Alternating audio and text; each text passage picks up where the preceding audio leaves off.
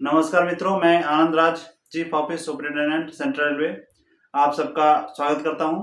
Mutual transfer के बारे में रेलवे बोर्ड ने हमेशा अपने अधिकारियों को, कर्मचारियों को निर्देश दिया है, लेकिन उनके बार बार निर्देश देने के बावजूद जो म्यूचुअल ट्रांसफर का प्रोसेस है उसमें बहुत टाइम लग रहा है।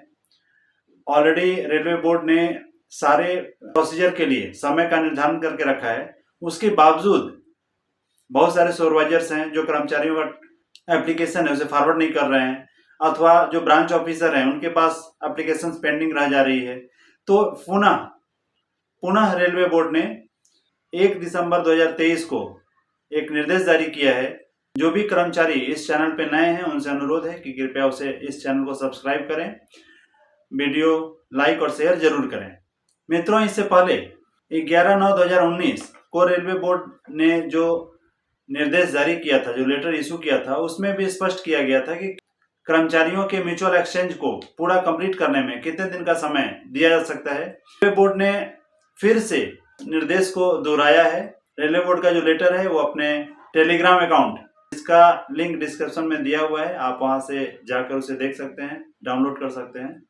रेलवे बोर्ड ने पुनः कर्मचारियों को भरने, अपना म्यूचुअल एक्सचेंज भरने और उसे अपने सुपरवाइजर्स को भेजने तथा सुपरवाइजर उस आवेदन में ये चेक करेगा कि कर्मचारी का दिया हुआ डाटा सही अथवा गलत, उस एप्लीकेशन पे क्या दोनों कर्मचारियों का सिग्नेचर है, कर्मचारी का जो डाटा है वो सही है अथवा नहीं, ये देखकर कर्मचारी जो सुपरवाइजर है उस एप्लीकेशन को पर्सनल डिपार्टमेंट को फॉरवर्ड कर देगा। इसके लिए उसे 10 दिन का समय दिया गया है। पर्सनल डिपार्टमेंट के पास जैसे ही एप्लीकेशन आता है, पर्सनल डिपार्टमेंट उस फिर से चेक करेगा। सारे डाटा को चेक करने के बाद जो भी आवश्यक निर्देश है उसको पूरा करते हुए और उस एप्लीकेशन को जो ब्रांच ऑफिसर है उसके पास फॉरवर्ड कर देगा।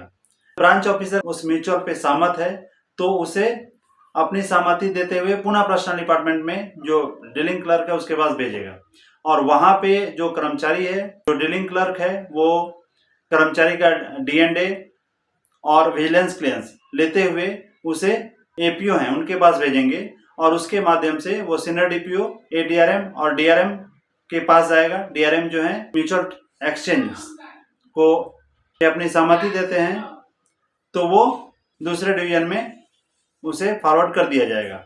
और इस सब काम को करने के लिए जो रेलवे बोर्ड है वो उस पर्सनल डिपार्टमेंट को 15 दिन का समय दे रही है। 15 दिन के अंदर ये सारा प्रोसेस हो जाना चाहिए। इसके बाद जो उस कर्मचारी का आवेदन है वो जो दूसरे डिवीजन जहां कर्मचारी जाना चाहता है उसको भेज दिया जाएगा, और उस डिवीजन में सारा प्रोसेस होगा।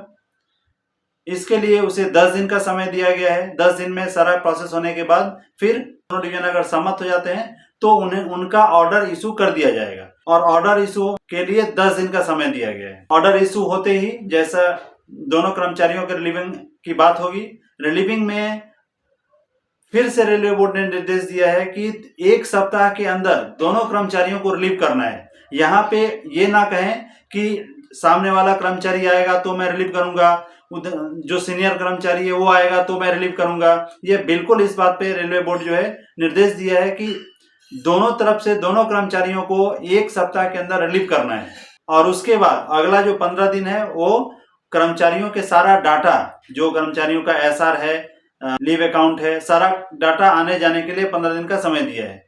मतलब जो भी पोस्ट डिविजनल लेवल पे है उसके लिए 2 महीना का टाइम निर्धारित किया गया है। 2 महीना के अंदर ही सारा प्रोसेस खत्म होना है। हेडक्वार्टर कंट्रोल पोस्ट है तो उसके लिए 15 दिन का और समय दिया गया, मतलब 75 दिन।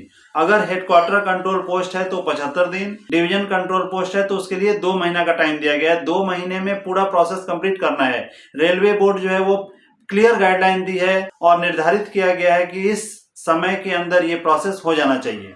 म्यूचुअल एक्सचेंज में कर्मचारियों के रिलीविंग का जो प्रोसेस है वो जो डिस्क्रिप्शन में वो वीडियो दिया गया है। बहुत सारे वीडियोस हैं जो कि म्यूचुअल एक्सचेंज संबंधित है, आप चाहें तो उन सभी वीडियोस को देख सकते हैं। मित्रों, आपका बहुत बहुत धन्यवाद मित्रों।